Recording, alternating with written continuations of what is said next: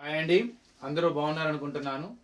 ఈరోజు మళ్ళీ 10వ తరగతి ఫలితాలకి గ్రేడ్ పాయింట్లు ఇవ్వడానికి ప్రభుత్వం సిద్ధమైందన్న విషయం మీకు ఆల్రెడీ తెలుసు. ఇంతకుముందు ఆ గ్రేడ్ పాయింట్లు ఎలా ఇస్తారు అన్నదాన్ని కూడా ఒక వీడియో చేశాం.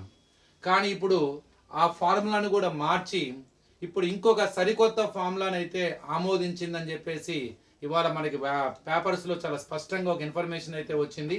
సో ఇంతకుముందు మనకి టాప్ 3 సబ్జెక్ట్స్ యావరేజ్ తీసుకొని ఇస్తారు అనే ఒక విషయం అయితే మనం డిస్కస్ చేసాం.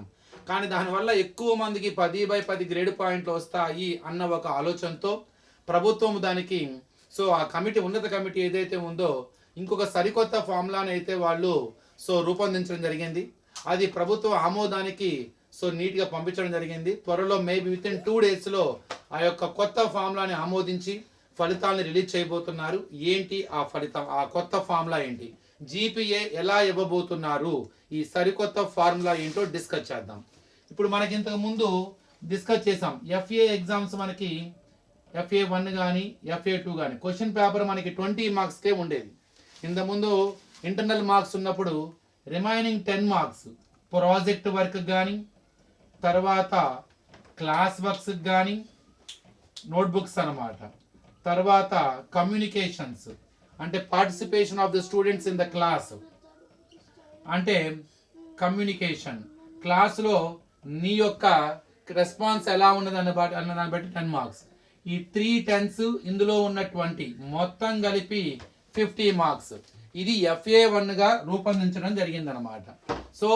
రాత పరీక్ష అంటే స్లిప్ టెస్ట్ 20 మార్క్స్, మిగతా 3 ప్రాజెక్ట్ వర్క్స్ కావచ్చు, క్లాస్ వర్క్స్ కావచ్చు, క్లాస్ రూమ్ యొక్క పెర్ఫార్మెన్స్ కావచ్చు. ఇవన్నీ కలిపి మనకి మొత్తం 10 10 10 30. ప్లస్ ఒక 20 మార్క్స్ స్లిప్ టెస్ట్, మొత్తం కలిపి మనకి 50 మార్క్స్ అయినాయి. ఇదే FA1, ఇదే FA2 కలిపి 100. ఇప్పుడు ఈ FA1లో కూడా చాలా కొన్ని టిపికల్గా తీసుకున్నారు, చాలా ఇంట్రెస్టింగ్గా తయారు చేశారనే చెప్పాలి. ఇప్పుడు FA1లో స్లిప్ టెస్ట్కి ఏదైతే ఉందో ఈ 20 మార్క్స్ని 35 మార్క్స్కి క్యాలిక్యులేట్ చేయబోతున్నారు. అట్లానే రిమైనింగ్ ప్రాజెక్ట్ వర్క్స్ కానీ ఇవన్నీ కలిపి ఏవైతే ఉన్నాయో 30 మార్క్స్, వీటిని 50 మార్క్స్ కలిపి మొత్తం 50 మార్క్స్ చేయబోతున్నారన్నమాట. అంటే యాక్చువల్లీ 30 + 20 50 తీసుకోవటంలా దీన్ని 35కి క్యాలిక్యులేట్ చేసి ఈ 30ని 50ని క్యాలిక్యులేట్ చేసి అవి రెండు కలిపి 50 చేస్తున్నారు. ఏంటో ఈ లాజిక్ నాకు అర్థం కాలేదు, ఎందుకు చేస్తున్నారు అన్న విషయం. మేబీ ఆ టెన్స్ తగ్గించడానికి ప్రయత్నం చేస్తున్నారన్నమాట, అంతే. ఇందుకు ఎలా క్యాలిక్యులేట్ చేస్తో చూద్దాం. మనకి స్లిప్ టెస్ట్లో ఫర్ ఎగ్జాంపుల్ ఈ స్లిప్ టెస్ట్ ఏదైతే ఉందో అవుట్ ఆఫ్ 20 మార్క్స్కి మనకి 17 మార్క్స్ వచ్చినాయి అనుకుందామండి. 17 రిమైనింగ్ ఇంటర్నల్ మార్క్స్ వచ్చేసరికి అవుట్ ఆఫ్ 30కి వచ్చేసరికి మనకు ఒక 25 మార్క్స్ వచ్చినాయి అనుకుందామండి. ఇప్పుడు దీన్ని ఎలా క్యాలిక్యులేట్ చేస్తారంటే 35 ఇంటూ 17/20. 35 ఇంటూ 17/20 అండి. దీన్ని 17/20, 20 మార్క్స్కి 17 వచ్చినాయి. మరి 35కి ఎంత అవుతుంది? 20కి 17 అయితే 20 మార్క్స్కి 17 వస్తే 35కి ఎంత? ఇది x అనుకుంటే క్రాస్ మల్టిప్లికేషన్ చేయాలన్నమాట. x into 20 is equal to 17 into 35. Into ఫామ్లో 20 ఉత్తరకు వస్తే /20 అవుతుంది. 17 ఇంటూ 35/20 దీన్ని క్యాలిక్యులేట్ చేస్తారు. ఇప్పుడు ఎంత వస్తుందండి? 5 7s are 35, 5 4s are 20, 7 17s are 119/4. ఈ 119ని 4తో డివైడ్ చేస్తారన్నమాట. 4 2s are 8, 39 ఉంటుంది. 4 9s are 36, 3 ఉంటుంది, 0.0. 4 7s are 28, 20, 29.75. దీని ముందుకు రౌండ్ ఫిగర్ చేసి దీన్ని 30 వేస్తారన్నమాట. అంటే ఇప్పుడు 20కి 17 మార్క్స్ రావటం మూలంగా 35 మార్క్స్కి ఎంత వచ్చినట్టు? నీకు 30 మార్క్స్ వచ్చినట్టు. 35కి క్యాలిక్యులేట్ చేయటం మూలంగా ఇది /20 అయితే ఇది /35. 35కి 30 మార్క్స్ వచ్చినట్టు. ఇక 20కి నీకు 17 మార్క్స్ వచ్చినట్టు. ఇక రిమైనింగ్ ఏదైతే ఉందో దీన్ని 15 మార్క్స్ క్యాలిక్యులేట్ చేస్తారండి. అంటే ఈ 25 మార్క్స్ ఏది 3 10 + 10 + 10 కదండి, మొత్తం 30కి మనకి 25 వచ్చింది. దీన్ని 15 మార్క్స్కి ఎలా క్యాలిక్యులేట్ చేస్తారో చూద్దాం. దీన్ని ఏం చేయాలి మనము? 15 ఇంటూ 25/30 వేయాలి. ఎందుకని? 30కి 30 వస్తే మనకి వేసేది 15 మార్క్స్. మనకి ఎన్ని వచ్చినాయి? 25 వచ్చినాయి. ఎంత వస్తుంది? క్రాస్ మల్టిప్లికేషన్ చేయండి. 15 ఇంటూ 25/30 వస్తుంది. క్యాన్సిలేషన్ చేయండి. 5 3s are 5 6s are 3 25s are ఎంత 75 ఇంకా క్యాన్సిల్ అవుతుంది. డైరెక్ట్ 15 మంది డైరెక్ట్ పోతుంది కదా. ఇది 15 1s are 15 2s are 30 అంటే 25/2. 25/2 అంటే ఎంత అండి 12.5. ఎంత మనకి 12.5. ఇక్కడ ఎంత వచ్చిందండి మనకి ఇందాక చేస్తున్నప్పుడు? సో ఇందాక 30 వచ్చింది. ఈ 30కి ఈ 12.5 కనుక యాడ్ చేస్తే మొత్తం కలిపి 42.5/50 అంటే 43 రౌండ్ ఫిగర్ కనుక వేసుకుంటే దీన్ని 13 కనుక రౌండ్ ఫిగర్ వేస్తే 30 + 13 మొత్తం కలిపి 43/50 వచ్చినట్టు మనకి. So it is the way they calculate.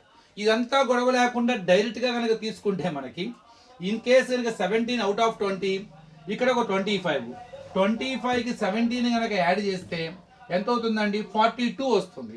కానీ వీళ్ళు చేసిన దాని ప్రకారం చూస్తే 43 వచ్చింది. ఇంచుమించు రెండు సేమే ఉంటున్నాయి. I don't know why these people are done like that. I don't know ఎందుకు ఇలా ఆలోచించారో నాకైతే తెలియదు. డైరెక్ట్గా స్లిప్ టెస్ట్కి వచ్చిన మార్కుల్ని ఇంటర్నల్ మార్క్స్ని కలిపి 50 వేసేసి FA2 కూడా 50 ఉంటుంది కాబట్టి 50 100 వేసేయచ్చు. కానీ వీళ్ళు ఏం చేశారంటే స్లిప్ టెస్ట్ 20ని 35 క్యాలిక్యులేట్ చేస్తున్నారు, ఇంటర్నల్ మార్క్స్ 30 మార్క్స్ని 15 క్యాలిక్యులేట్ చేస్తున్నారు, మొత్తం కలిపి 50 మార్క్స్ FA1 చేస్తున్నారు. సేమ్ ఇట్లా అని FA2లో కూడా స్లిప్ టెస్ట్కి వచ్చిన మార్కుల్ని అక్కడ మనం క్యాలిక్యులేట్ చేస్తాం. అట్లా అని ప్రాజెక్ట్ ఇంటర్నల్స్కి వచ్చిన 30 మార్క్స్ 15 క్యాలిక్యులేట్, అక్కడ 50 మార్క్స్ 50 కలిసి మొత్తం మనకి 100 మార్క్స్ దానికి GPA ఇవ్వబోతున్నారు అన్నమాట. సో మొత్తం మీద నేను చెప్పినది అర్థమై ఉంటుంది అనుకుంటున్నాను. మీకు వచ్చిన స్లిప్ టెస్ట్ మార్కుల్ని మీకు వచ్చిన మార్కులు 35 ఇంటూ మీకు వచ్చిన మార్కులు బై 20 డివైడ్ చేసుకోండి. అట్లా మీకు వచ్చిన ఇంటర్నల్ మార్క్స్ ప్రాజెక్ట్ స్కిల్స్ కావచ్చు, క్లాసెస్ కావచ్చు, క్లాస్ రూమ్ పార్టిసిపేషన్ కావచ్చు, అవుట్ ఆఫ్ 30కి ఎన్ని వచ్చినాయో దాన్ని అది బై 30 వేసి ఇంటూ 15 మార్క్స్ క్యాలిక్యులేట్ చేస్తాను. 15తో మల్టిప్లై చేయండి. ఈ రెండు కలిస్తే FA1 మార్క్స్ అనమాట. ఇప్పుడు మనకి 17 స్లిప్ టెస్ట్లో వస్తే మీకు అవుట్ ఆఫ్ 35కి 30 వచ్చినట్టు. మీకు 25 ఇంటర్నల్స్లో వస్తే మీకు 12.5 అంటే 13 మార్క్స్ వచ్చినట్టు. సో 30 + 13 43 మార్క్స్ మీకు FA1లో వచ్చినట్టు. ఇలాని FA2లో కూడా క్యాలిక్యులేట్ చేసి ఈ రెండు కలిపి 100 మార్క్స్గా రిలీజ్ చేయబోతున్నారు అన్నమాట. ఈ వచ్చిన 100 మార్క్స్కి మీకు GPA ఇస్తారు. So total grade point average ఇస్తారు. ఇప్పుడు కొంతమంది అనొచ్చు మన క్లాస్ రూమ్ మార్కులు కానీ, క్లాస్ రూమ్ పార్టిసిపేషన్ కానీ, ప్రాజెక్ట్ వరకు మనం ఏం చేయలేదు కదా అని, అవన్నీ ఫ్రీగా వేసే మార్కులేనండి. నో ప్రాబ్లం దానివల్ల మీకు.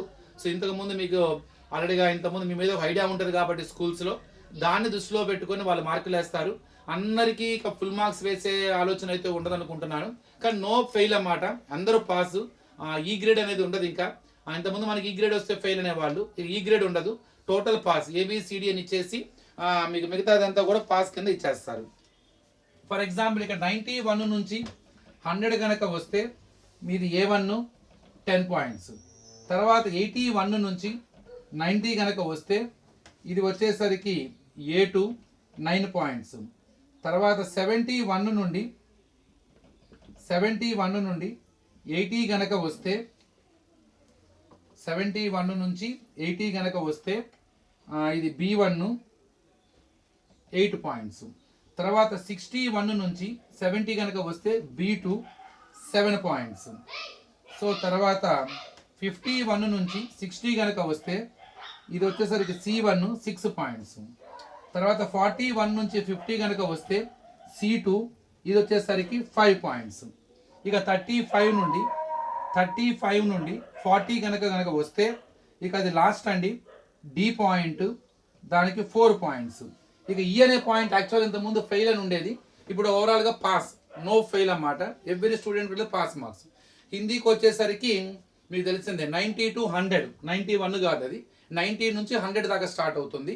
90 నుంచి 100 వచ్చినా కూడా A1 10 పాయింట్స్ వస్తాయి అన్నమాట. సో మీకు FA1లో వచ్చిన మార్కులు, FA2లో వచ్చిన మార్కులు రెండు యాడ్ చేసి దాని ఆధారంగా ఈ చార్ట్ ఉపయోగించి they will give the grade points. ఇది కొత్త ఫార్ములా అనమాట. సో మనకి స్లిప్ టెస్ట్, ఇంటర్నల్స్ 20 + 30 15 కూడా మళ్ళీ ఇంకో విధంగా క్యాలిక్యులేట్ చేస్తున్నారన్నమాట. ఏమీ లేదు, 20 నేమో స్లిప్ టెస్ట్ నేమో 35 మార్క్స్కి పెంచుతున్నారు. ఈ ఇంటర్నల్ మార్క్స్ ఏవైతే ఉన్నాయో ఈ 13 మాత్రం తగ్గిస్తున్నారు, 15 మార్క్స్కి తగ్గిస్తున్నారు. 30ని 15 తగ్గించి ఇందాక 20ని 35 చేశారు కదా. స్లిప్ టెస్ట్ 20 మార్కుల్ని 35కి పెంచి ఇంటర్నల్ మార్క్స్ 30ని 15కి తగ్గించారన్నమాట. మొత్తం కలిపి 50 ఇలా చేశారు, అంతే, ఏమీ లేదు. ఇలా ఉంటే ఇంటర్నల్ మార్క్స్ ఎక్కువగా ఉంటున్నాయి కదా. ఇంటర్నల్ మార్క్స్ వల్ల గ్రేడ్ పాయింట్లు వస్తాయన్న ఆలోచన వచ్చింది కాబట్టి they have increased the SIP test marks, they reduced the internal marks, మళ్ళీ రెండు కలిపి 50 అనమాట. సో ఎలా క్యాలిక్యులేట్ చెప్పాను చూద్దాం. తొందరలోనే మీకు మీ రిజల్ట్స్ వస్తాయని. I wish you all the best. You will get a nice grade point. Thank you.